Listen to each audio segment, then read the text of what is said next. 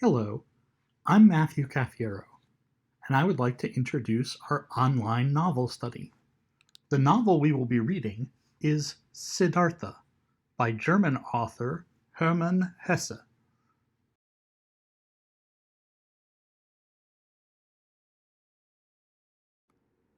Siddhartha, Chapter 3, Gotama.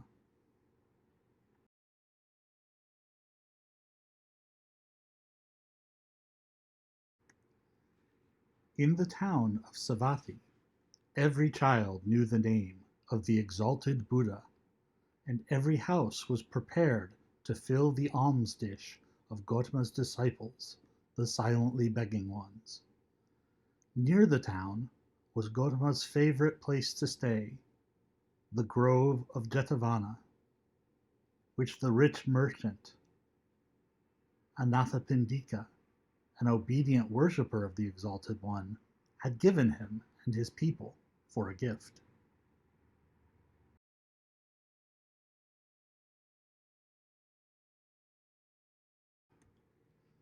All tales and answers which the two young ascetics had received in their search for Gotama's abode had pointed them towards this area, and arriving at Savatthi, in the very first house, before the door of which they stopped to beg, food has been offered to them, and they accepted the food, and Siddhartha asked the woman who handed them the food, "We would like to know, O charitable one, where the Buddha dwells, the most venerable one, for we are two samanas from the forest, and have come to see him, the perfected one, and to hear the teachings from his mouth."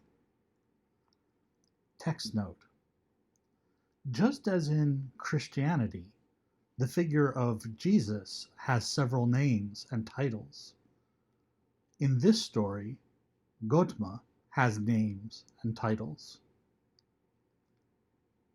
Jesus is also called Christ or the Christ, which is a title indicating that he is the Messiah or the chosen, select Son of God.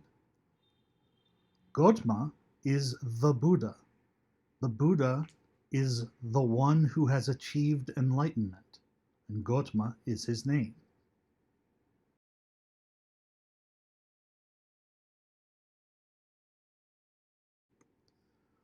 Quoth the woman, "Here, you have truly come to the right place, you samanas from the forest.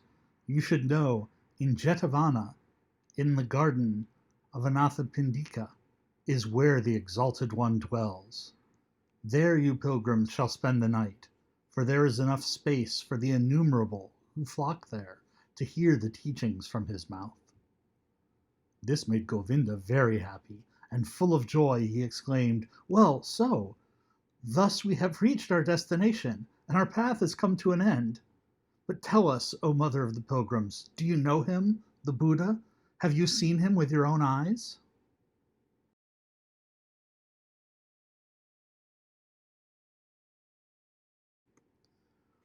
Quoth the woman, "Here, you have truly come to the right place, you samanas from the forest. You should know, in Jetavana, in the garden of Anathapindika, is where the Exalted One dwells. There you pilgrims shall spend the night, for there is enough space for the innumerable who flock there to hear the teachings from his mouth." This made Govinda very happy, and full of joy he exclaimed, "Well, so! Thus we have reached our destination, and our path has come to an end. But tell us, O mother of the pilgrims, do you know him, the Buddha? Have you seen him with your own eyes?"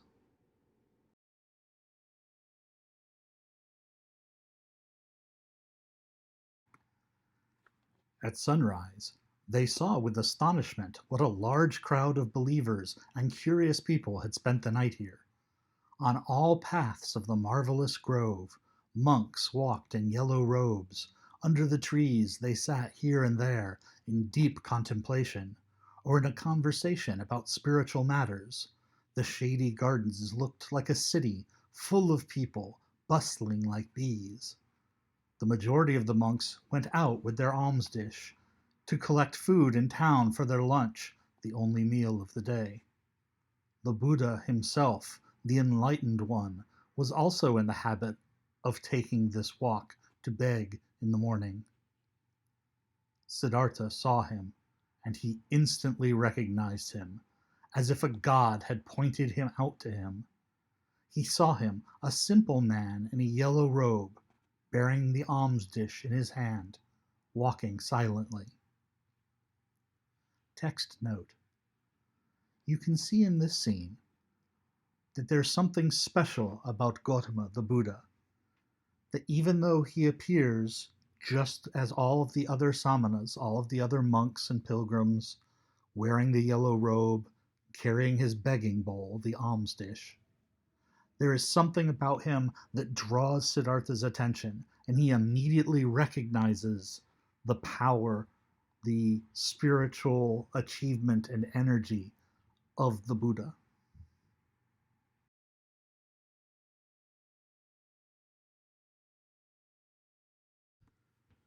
The Buddha went on his way, modestly and deep in his thoughts. His calm face was neither happy nor sad. It seemed to smile quietly and inwardly, with a hidden smile, quiet, calm, somewhat resembling a healthy child. The Buddha walked, wore the robe, and placed his feet, just as all of his monks did, according to a precise rule. His face and his walk, his quietly lowered glance, his quietly dangling hand, and even every finger of his quietly dangling hand expressed peace, expressed perfection, did not search, did not imitate, breathed softly in an unwithering calm, in an unwithering light, an untouchable peace. Text note: what makes the Buddha remarkable to Siddhartha is not what he does, but the incredible peace and grace with which he does it.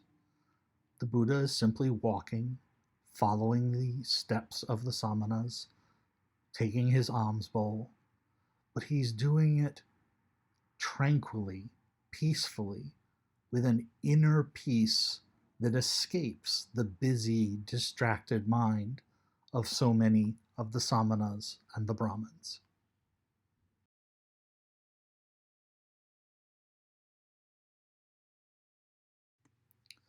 Thus Gotama walked towards the town to collect alms, and the two samanas recognized him solely by the perfection of his calm, by the quietness of his appearance, in which there was no searching, no desire, no imitation, no effort to be seen, only light and peace.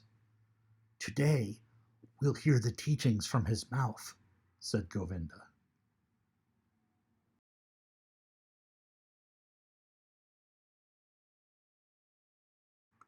Siddhartha did not answer.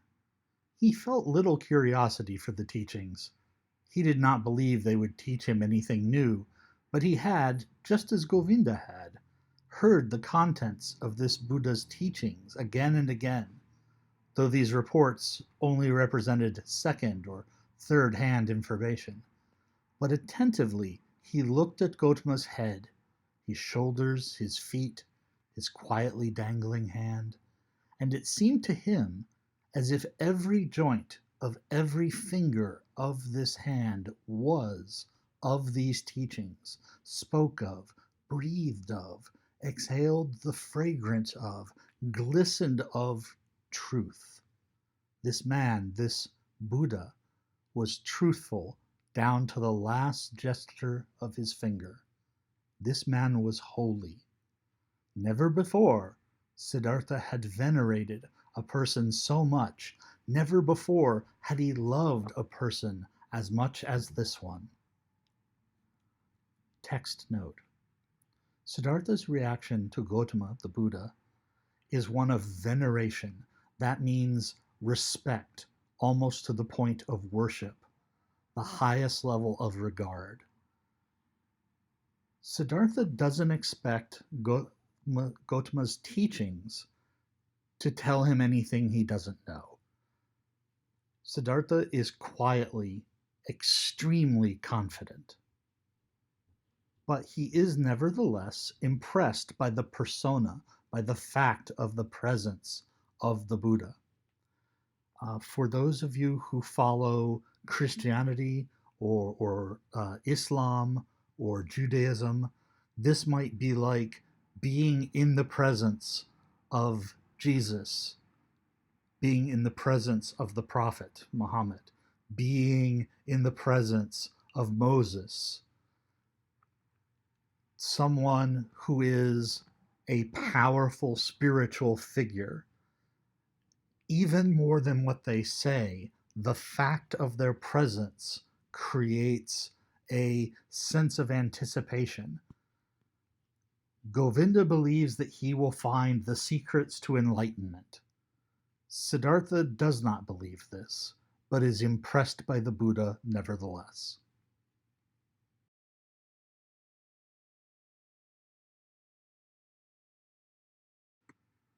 They both followed the Buddha until they reached the town and then returned in silence, for they themselves intended to abstain from on this day.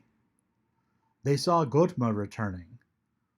What he ate could not even have satisfied a bird's appetite, and they saw him retiring into the shade of the mango trees.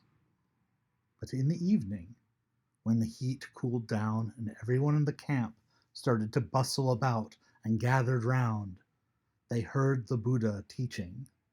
They heard his voice, and it was also perfected, was of perfect calmness, was full of peace. Gotama taught the teachings of suffering, of the origin of suffering, of the way to relieve suffering. Calm and clearly, his quiet speech flowed on. Suffering was life. Full of suffering was the world. But salvation from suffering had been found. Salvation was obtained by him who would walk the path of the Buddha.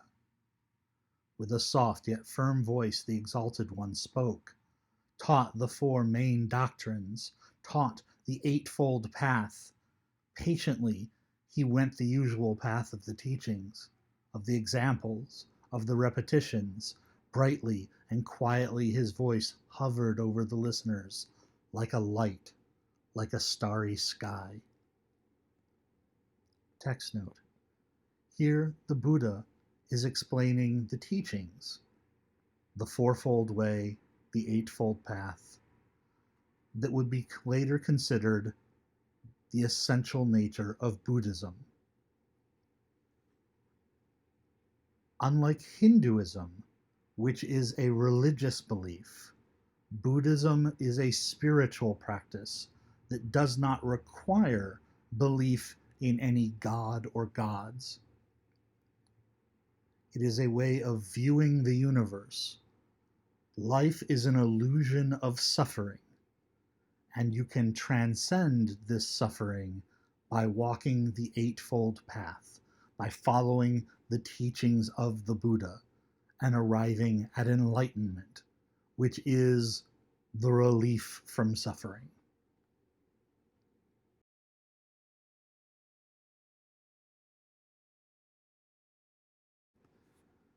When the Buddha, night had already fallen, ended his speech, many a pilgrim stepped forward and asked to be accepted into the community, sought refuge in the teachings. And Gotama accepted them by speaking, "You have heard the teachings well. It has come to you well. Thus join us and walk in holiness to put an end to all suffering." Behold, then Govinda, the shy one, also stepped forward and spoke, "I also take my refuge in the Exalted One and his teachings." And he asked to be accepted into the community of his disciples, and was accepted. Text note. This is a break.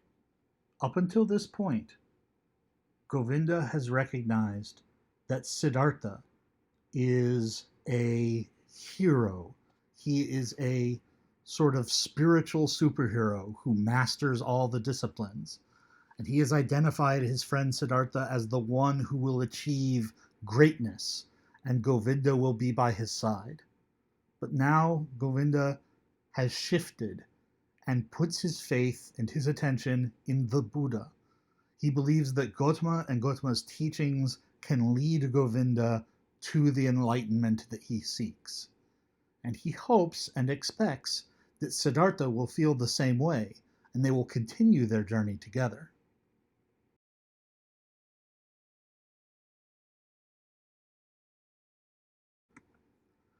Right afterwards, when the Buddha had retired for the night, Govinda turned to Siddhartha and spoke eagerly. Siddhartha, it is not my place to scold you. We have both heard the Exalted One. We have both perceived the teachings. Govinda has heard the teachings. He has taken refuge in it. But you, my honored friend, don't you also want to walk the path of salvation? Would you want to hesitate? Do you want to wait any longer? Text note. Govinda is reluctant to criticize Siddhartha, who he has always followed in the past, but he's trying to understand why Siddhartha is not as eager as he is to follow in the path, to follow the footsteps of the Buddha.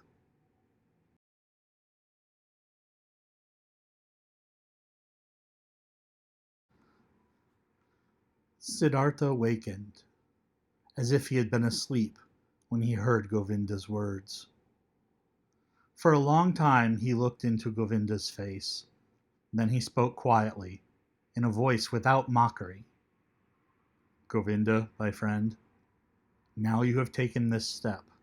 Now you have chosen this path. Always, O Govinda, you've been my friend. You've always walked one step behind me. Often I have thought to myself, won't Govinda for once also take a step by himself, without me, out of his own soul? Behold, now you've turned into a man and are choosing your path for yourself. I wish that you would go it up to its end, O my friend, that you shall find salvation. Govinda, not completely understanding it yet, repeated his question in an impatient tone. Speak up, I beg you, my dear. Tell me, since it could not be any other way, that you also, my learned friend, will take your refuge with the exalted Buddha.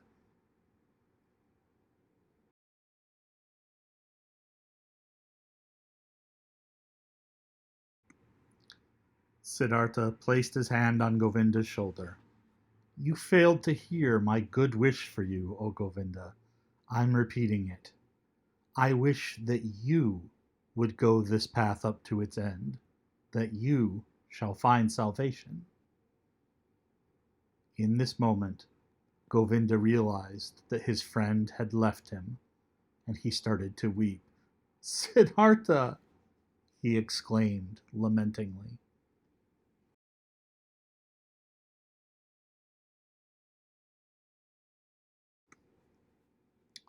Siddhartha spoke kindly to him. Don't forget, Govinda, that you are now one of the samanas of the Buddha. You have renounced your home and your parents, renounced your birth and possession, renounced your free will, renounced all friendship. That is what the teachings require. This is what the Exalted One wants. This is what you wanted for yourself. Tomorrow, O Govinda, I'll leave you. For a long time, the friends continued walking in the grove. For a long time, they lay there and found no sleep. And over again, Govinda urged his friend he should tell him why he would not want to seek refuge in Gotama's teachings, what fault he would find in these teachings.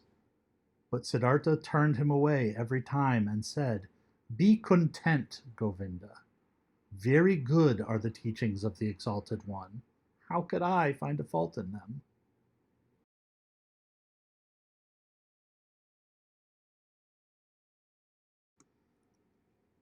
Very early in the morning, a follower of Buddha, one of his oldest monks, went through the garden and called all those to him who had as novices taken their refuge in the teachings, to dress them up in the yellow robe and to instruct them in the first teachings and duties of their position.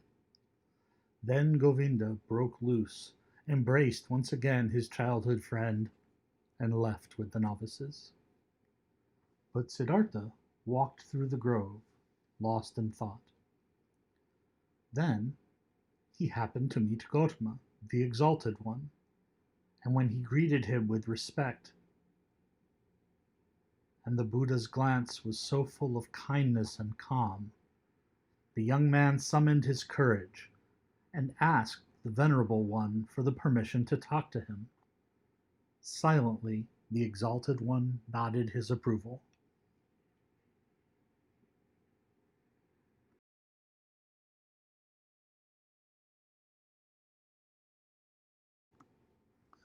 Quoth Siddhartha, "Yesterday, O Exalted One, I had been privileged to hear your wondrous teachings.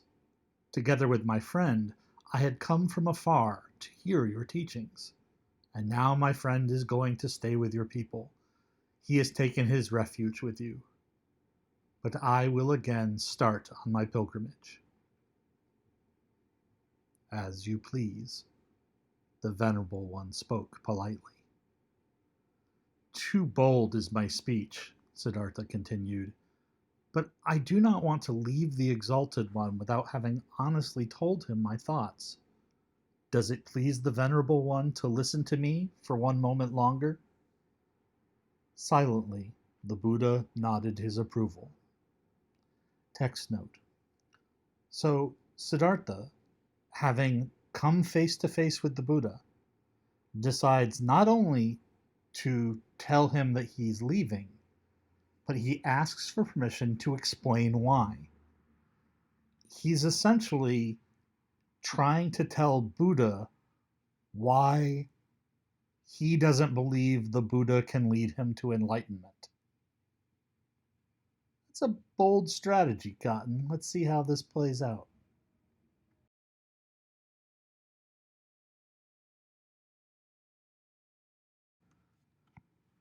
Quoth Siddhartha, "One thing, O most venerable one, I have admired in your teachings most of all. Everything in your teachings is perfectly clear, is proven. You are presenting the world as a perfect chain, a chain which is never and nowhere broken, an eternal chain, the links of which are causes and effects. Never before has this been seen so clearly. Never before has this been presented so irrefutably. Truly, the heart of every Brahmin has to beat stronger with love once he has seen the world through your teachings, perfectly connected, without gaps, clear as a crystal, not depending on chance, not depending on gods.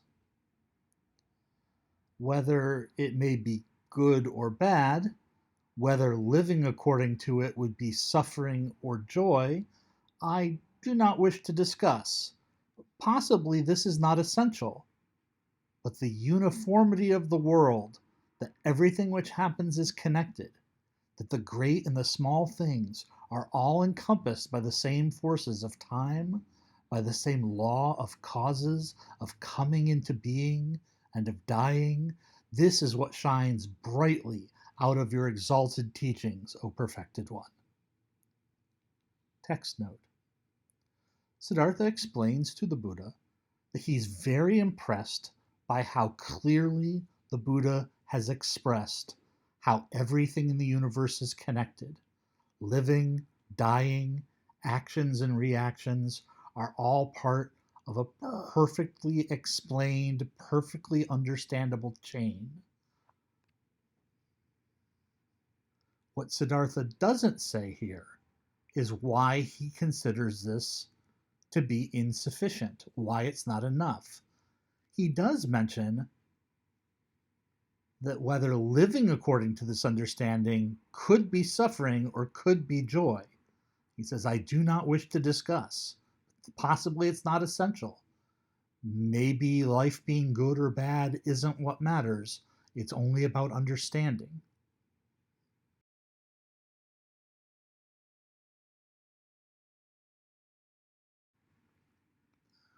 But according to your very own teachings, this unity and necessary sequence of all things is nevertheless broken in one place.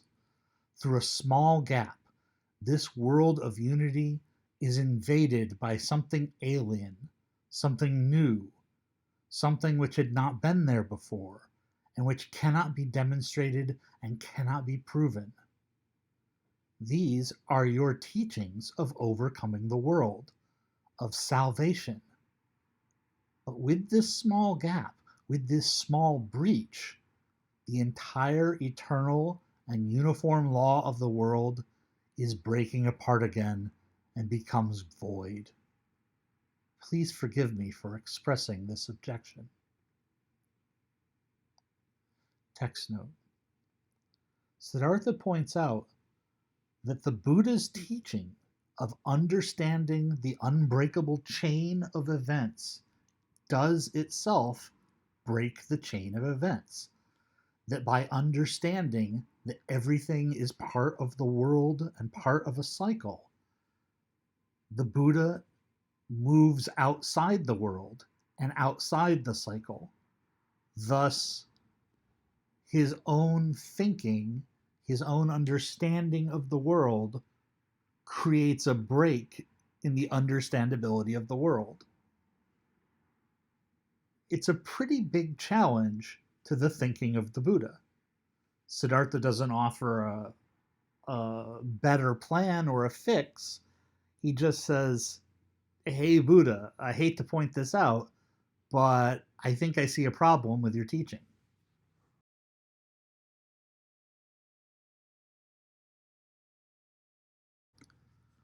Quietly, Gotama had listened to him, unmoved.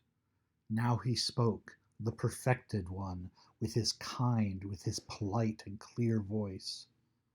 You've heard the teachings, O son of a Brahmin, and good for you that you've thought about it thus deeply. You found a gap in it, an error. You should think about this further, but be warned, O seeker of knowledge, of the thicket of opinions and of arguing about words. There is nothing to opinions. They may be beautiful or ugly, smart or foolish. Everyone can support them or discard them. But the teachings you've heard from me are no opinion, and their goal is not to explain the world to those who seek knowledge. They have a different goal.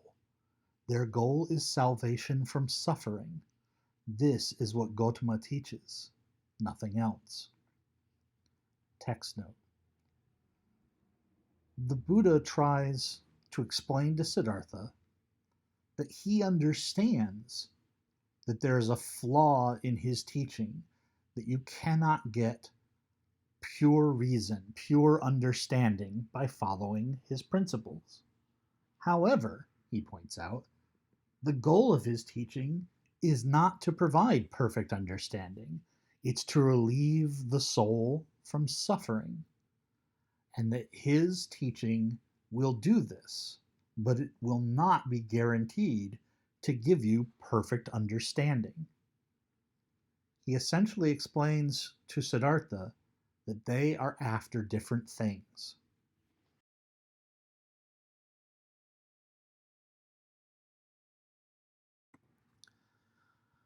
I wish that you, O exalted one, would not be angry with me, said the young man.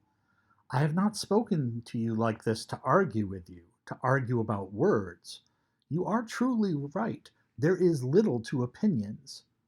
But let me say this one more thing. I have not doubted in you for a single moment.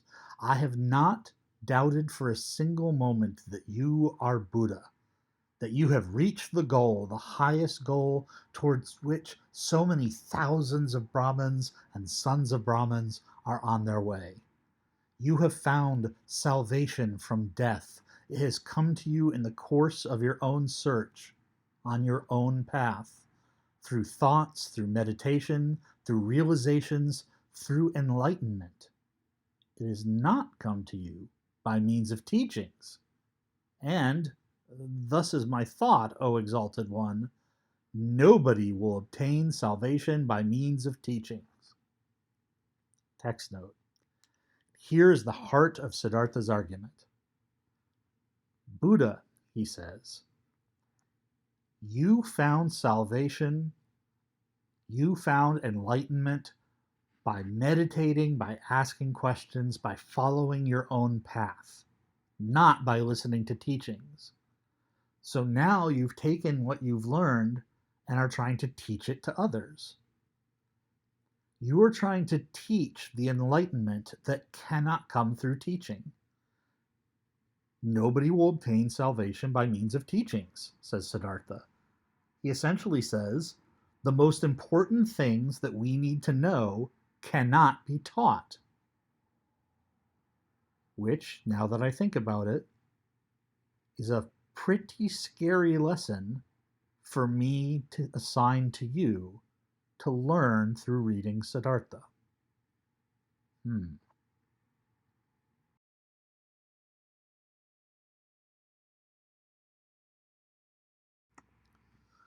You will not be able to convey and say to anybody, O Venerable One, in words and through teachings, what has happened to you in the hour of enlightenment.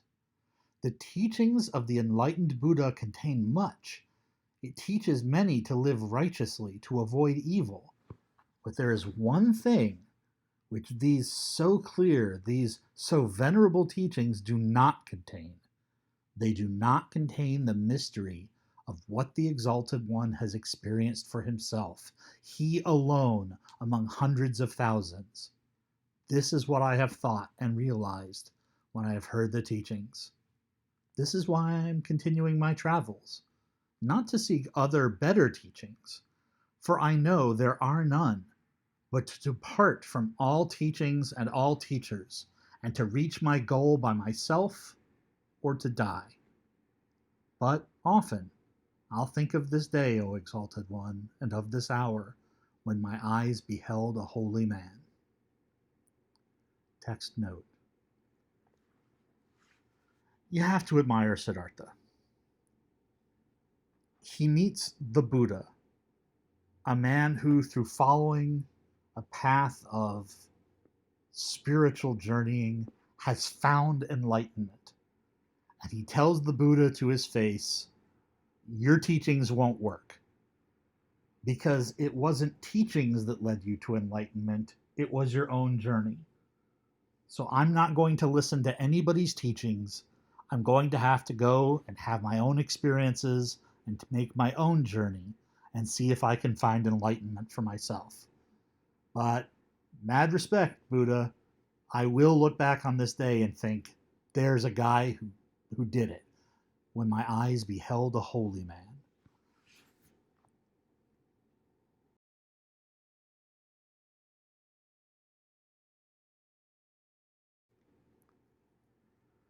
The Buddha's eyes quietly looked to the ground.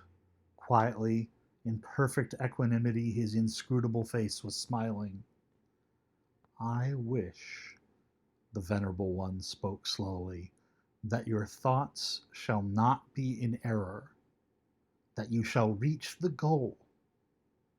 But tell me, have you seen the multitude of my samanas, my many brothers, who have taken refuge in the teachings? And do you believe, O stranger, O samana, do you believe that it would be better for them all to abandon the teachings and return into the life of the world and of desires?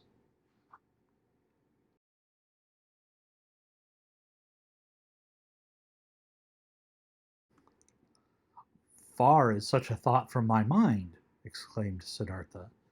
I wish that they shall all stay with the teachings, that they shall reach their goal. It is not my place to judge another person's life. Only for myself alone, I must decide. I must choose. I must refuse. Salvation from the self is what we samanas search for, O Exalted One.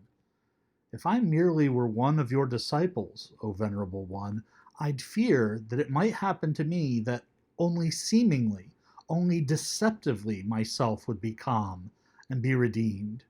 But in truth it would live on and grow, for then I had replaced myself with the teachings, my duty to follow you, my love for you and the community of the monks. Text note.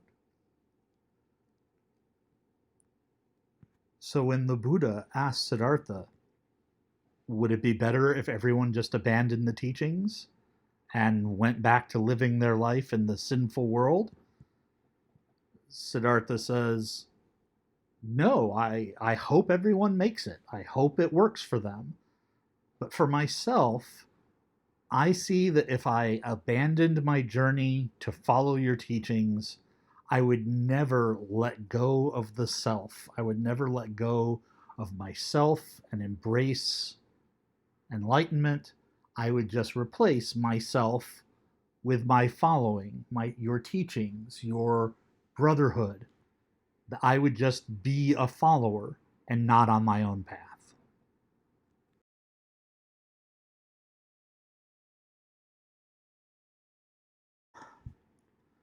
With half of a smile, with an unwavering openness and kindness, Gotama looked into the stranger's eyes and bid him to leave with a hardly noticeable gesture. You are wise, O Samana, the Venerable One spoke. You know how to talk wisely, my friend. Be aware of too much wisdom. The Buddha turned away, and his glance and half a smile remained forever etched in Siddhartha's memory. Text note. The Buddha tells Siddhartha that he speaks wisely, that he's clever, but he warns him to not be too wise, to not be too clever, too smart about his thinking. What do you think the Buddha is trying to tell Siddhartha? What do you think his warning to Siddhartha, be aware of too much wisdom, means? Remember, Siddhartha's ultimate goal is the enlightenment, the knowledge that comes with becoming one with the universe and abandoning the self.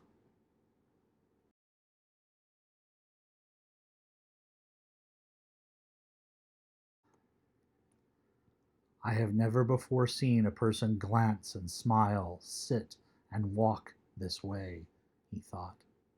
Truly, I wish to be able to glance and smile, sit and walk this way too, thus free, thus venerable, thus concealed, thus open, thus childlike and mysterious.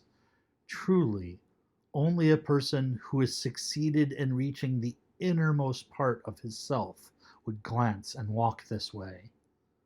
Well, so I also will seek to reach the innermost part of myself. Text note. Siddhartha, as much as he disagrees with the Buddha's path, that he believes that Gotama's teachings don't hold the answer, he's incredibly impressed by Gotama, by the fact that the Buddha has, in his own way, found enlightenment, even if he cannot teach that way to others.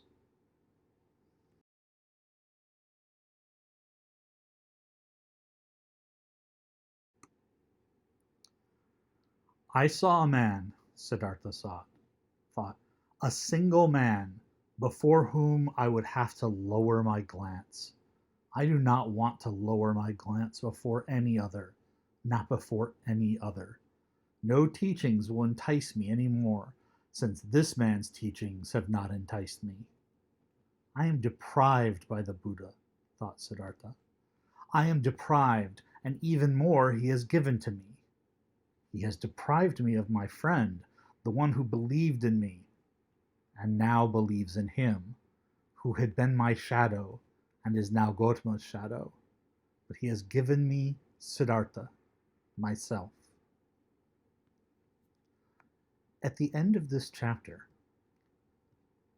Siddhartha realizes that he has both gained and lost by meeting the Buddha.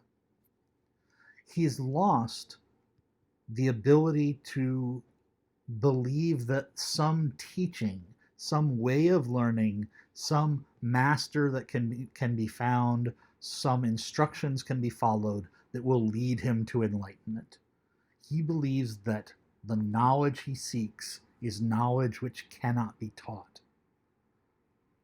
He also believes that he has lost his friend, Govinda, who has been by his side his entire journey since he was a boy, is now a follower of Gotama, the Buddha. So if Siddhartha is going to find his enlightenment, he's going to do it on his own. But he's also been given a gift. He has been given Siddhartha himself. He's been led to understand that the secret to his success, the secret to his journey, is entirely within himself. That no one has the power to stop or to force him on his journey.